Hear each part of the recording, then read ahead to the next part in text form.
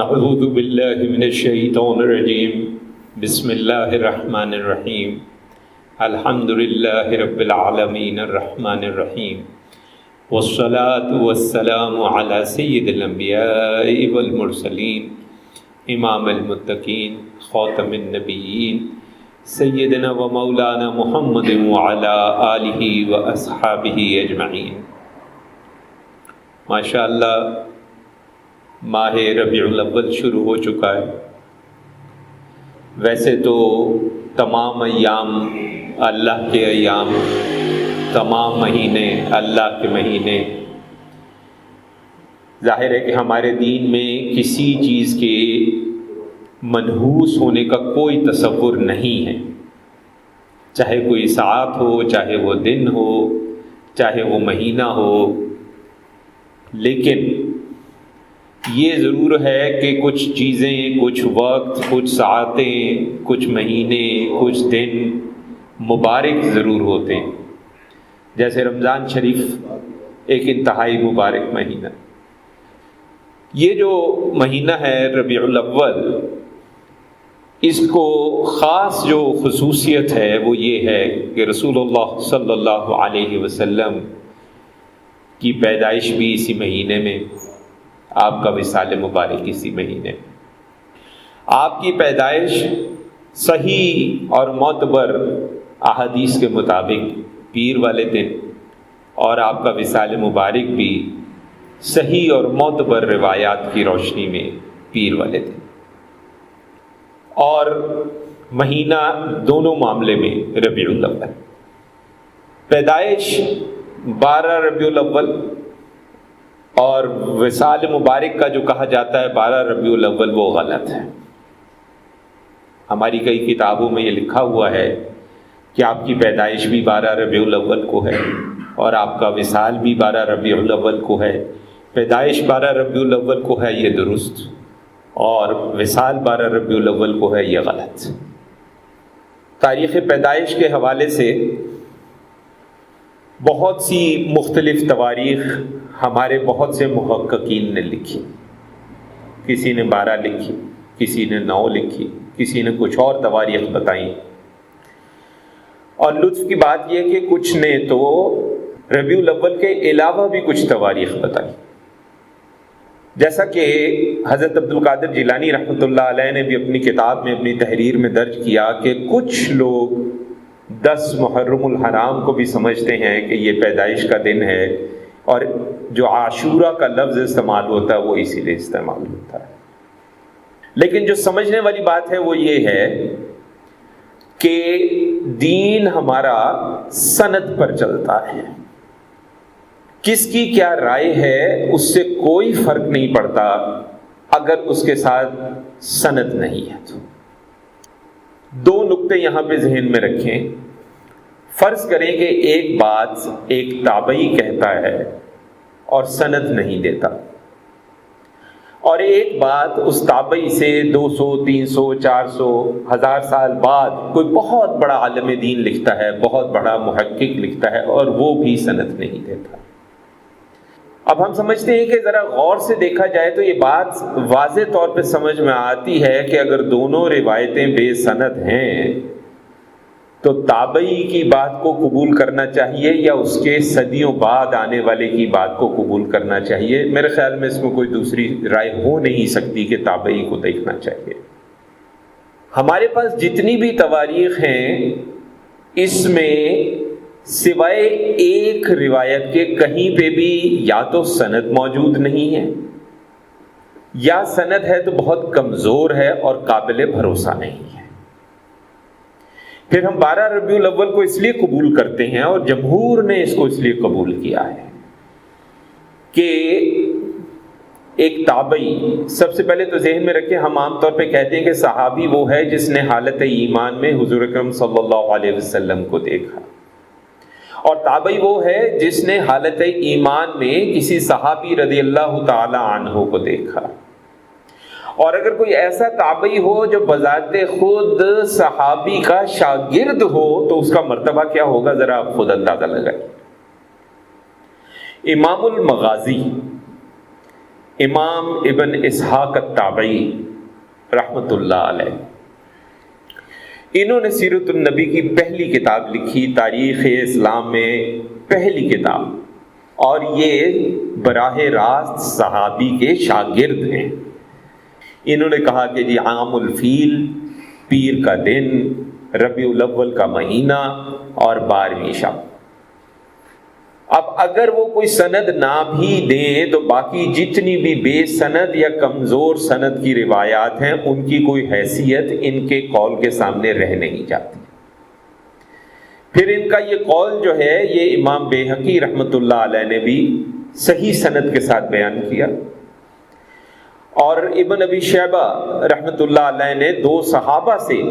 12 ربیع الاول کا تذکرہ کیا، حضرت جابر رضی اللہ تعالی عنہ اور حضرت ابن عباس رضی اللہ تعالی عنہ، اور سند کے ساتھ کیا۔ سند جو ہے بنیادی طور پہ صحیح تسلیم کی جاتی ہے،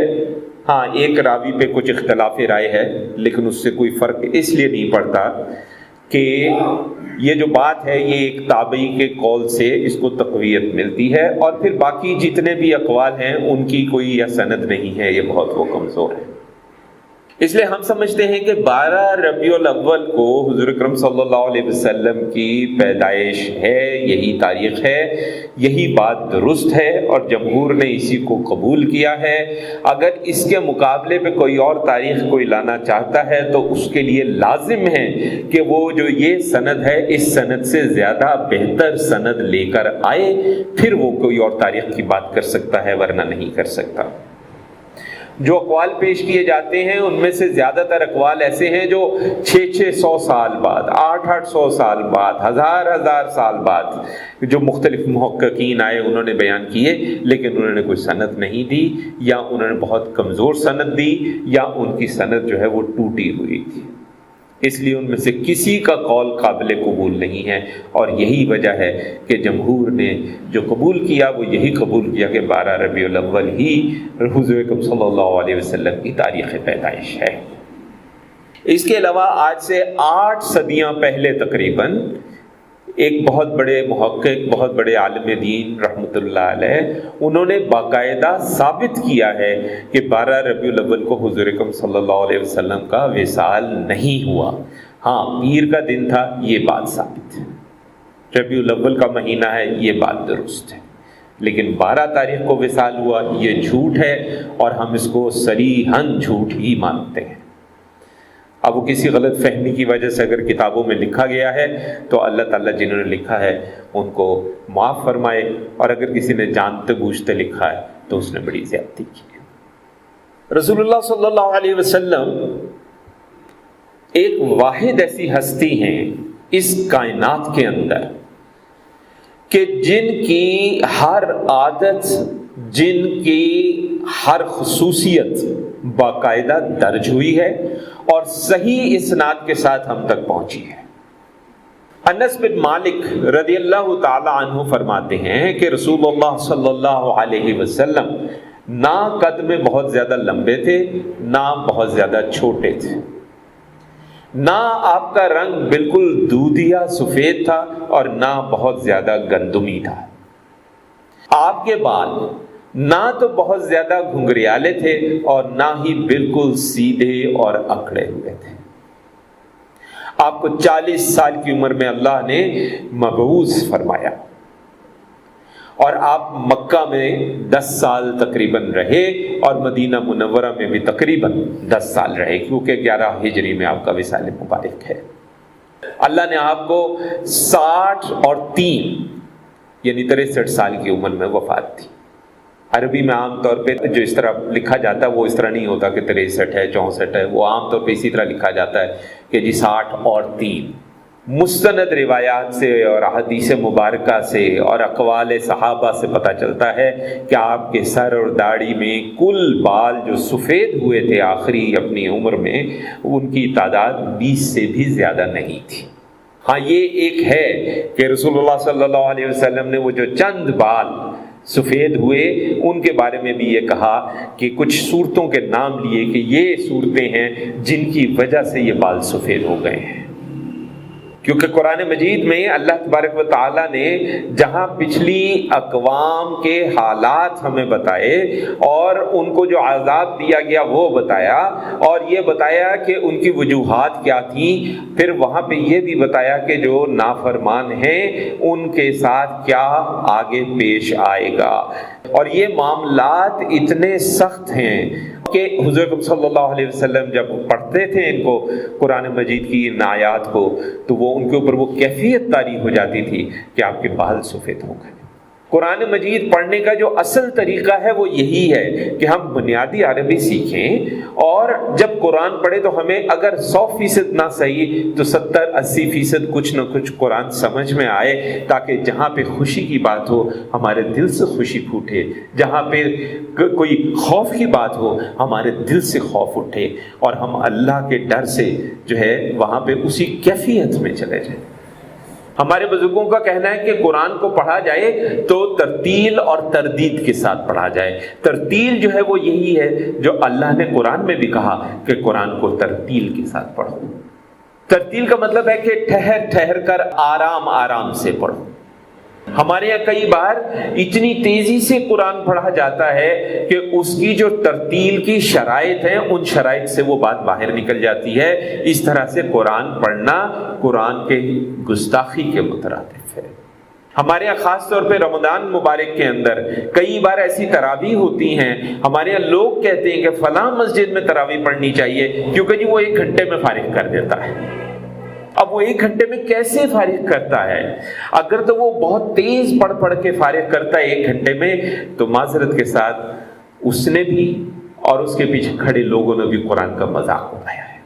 ہاں اگر کوئی یہ ہے کہ وہ کہتا ہے کہ جی قرآن مجید تراویح کی صورت میں رمضان شریف کے پورے مہینے میں مکمل کرنا چونکہ فرض یا واجب نہیں ہے، اس لیے میں تھوڑا پڑھ لوں گا اور جلدی فارغ کر رہا ہوں، تو وہ ایک علیحدہ معاملہ ہے۔ اور کوشش یہ کرنی چاہیے کہ ہم کم از کم چلیں، ہر شخص جو ہے وہ عربی نہیں سیکھ سکتا، کم از کم الحمد شریف اور 4 5 6 صورتیں 8 صورتیں 10 صورتیں یاد کر لیں، اور ان کو ترجمے کے ساتھ اگر یاد کر لیں، تاکہ جب ہم نماز میں کھڑے ہوں اور جب ہم پڑھیں تو ہم اس کا مطلب اپنے اوپر طاری کر سکیں۔ جب ہم کہتے ہیں ایاک نعبد و ایاک نستعین، تو اس وقت ہم اس چیز کو محسوس کرنے کی کوشش کریں کہ ہم اللہ کے حضور میں کھڑے ہیں۔ آپ تھوڑی دیر کے لیے تصور کریں کہ جس وقت آپ یہ تصور کرنے میں کامیاب ہو جائیں گے کہ ہم اللہ کے حضور میں کھڑے ہیں، اس وقت آپ کی نماز میں کیا کیفیت ہوگی۔ جہاں جہاں خوشی کی بات ہو، سورہ الکوثر پڑھ رہے ہیں، انا اعطیناک الکوثر، کمال خوشی کا پیغام ہے، تو کیوں نہ ہمارے دلوں میں خوشی کے جو جذبات ہیں وہ اٹھیں۔ اسی طرح جب ہم الحمد شریف کی آخری آیت پہ آئیں جہاں پہ ان لوگوں کا تذکرہ ہے جن پہ غضب ہوا، جن پہ عذاب ہوا، جن کو اللہ نے برباد کیا، تو اس وقت کیوں نہ ہم پہ خوف پیدا ہو۔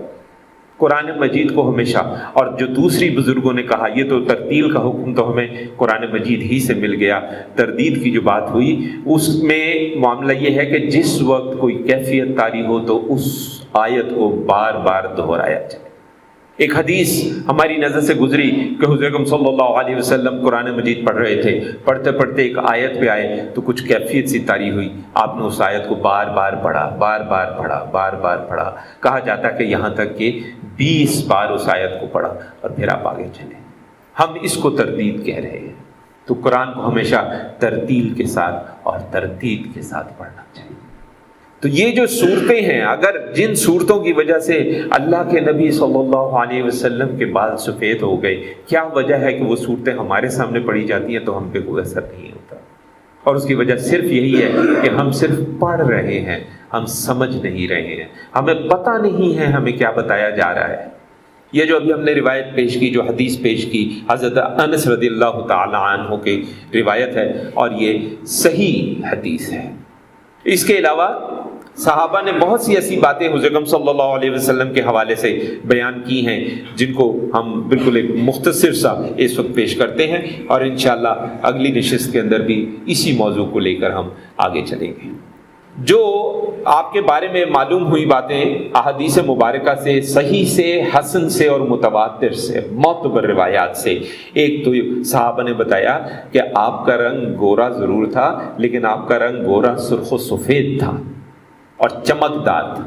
انتہائی خوبصورت تھا، ہلکی سی گولائی، خوبصورت چہرہ، کشادہ چہرہ، کھلا چہرہ، آنکھیں سرمگی کہ عام حالت میں بھی ایسے لگتا تھا شاید سرما لگا ہوا ہے، اللہ، سیاہ اور بڑی بڑی آنکھیں جن میں سفیدی میں ہلکے ہلکے سرخ ڈورے محسوس ہوتے تھے، سر اور داڑھی کے بال کالے، سیاہ، گھنے، نہ زیادہ گھنگریالے اور نہ ہی بالکل سیدھے اکڑے ہوئے، اور آپ کی سر اور داڑھی میں 20 سے بھی زیادہ بال سفید نہیں تھے۔ بالوں کی لمبائی کے بارے میں مختلف روایات ملتی ہیں، کہیں پہ پتہ چلا کہ کانوں کی لو تک، کہیں پتہ چلا کاندھوں کو چھوتے ہوئے، کہیں پتہ چلا اس سے تھوڑے سے اونچے، تو مختلف اوقات میں آپ نے مختلف انداز میں بالوں کی لمبائی رکھی۔ آپ کی کاندھے چوڑے تھے، مضبوط کاندھے تھے، سینہ مبارک آپ کا کشادہ تھا،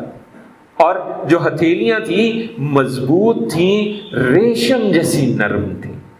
اور پر گوشت تھی۔ سینے اور ناف کے درمیان بالوں کی ایک باریک سی لکیر تھی ماشاءاللہ، اور جب آپ چلتے تھے تو آپ تیز تیز چلتے تھے اور آگے کو جھک کے چلتے تھے، اور آپ ایسے چلتے تھے کہ جیسے ڈھلان اتر رہے ہیں، اور آپ کی کمر کے بارے میں صحابہ کہتے ہیں ایسے تھی جیسے ڈھلی ہوئی چاندی کا ٹکڑا ہوتا ہے، اللہ اکبر، اور خوبصورت ایڑیاں تھیں جن پر گوشت کم تھا، اور آپ احادیث سے پتہ چلتا ہے کہ مہندی کی مدد سے سرخ خضاب بھی لگایا کرتے تھے، مونچھوں کے بال آپ پست رکھتے تھے۔ اس پہ ذہن میں رکھیں کہ جو سنت ہے وہ مونچھ پست رکھنا ہے، مونچھ مونڈنا نہیں ہے۔ آپ کے جو نچلا ہونٹ ہے اس کے اور ٹھوڑی کے درمیان تھوڑے سے بال تھے بس، اور وہی جو تھے وہ سفید تھے، اور آپ کی پشت پر دونوں کاندھوں کے درمیان ایک ختم نبوت کی مہر تھی، اور یہ مہر جو تھی یہ اس کا جو بتاتے ہیں سائز لکھا ہوا ہے کبوتر کے انڈے کے جتنی تھی، یعنی بالکل چھوٹی بھی نہیں تھی، بہت زیادہ بڑی بھی نہیں، کبوتر کے انڈے جتنی تھی۔ یہ آپ کا حلیہ مبارک بتایا جاتا ہے۔ مزید آپ کے خصائص بید حاشا ہیں جس پہ انشاءاللہ اگلی نشست میں گفتگو کریں گے، جس میں آپ کے پسینہ مبارک کے بارے میں اور آپ کے بول و براز کے بارے میں اور آپ کے لباس کے بارے میں